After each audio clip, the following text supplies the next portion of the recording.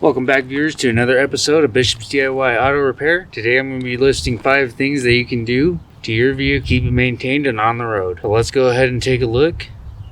Before we get started, go ahead and make sure you hit that subscribe button down below so you never miss another one of my repair videos again.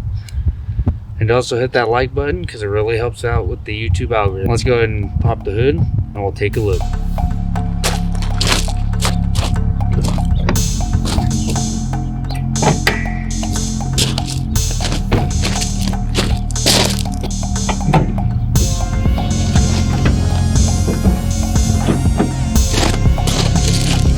Alrighty, so one of the first things that you can do is you can do a radiator coolant flush. Drain out all the old coolant, fill it, especially during the winter time. Especially if your coolant's been in there for a while. Might be one of the first things you want to do.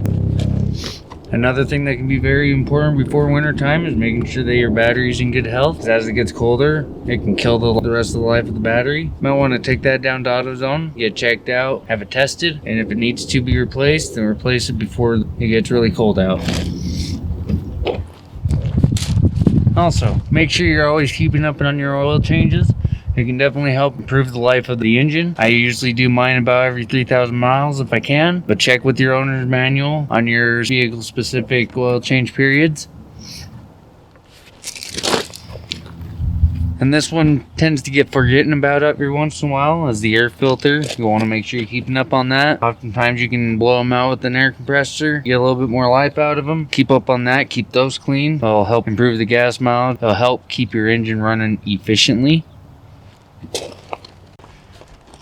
And the last thing that's easy to do and get taken care of is doing your spark plugs and your coil packs or spark plug wires your car has. Truck, you want to check those every once in a while, make sure that they're good, and oftentimes they can show you signs of engine issues.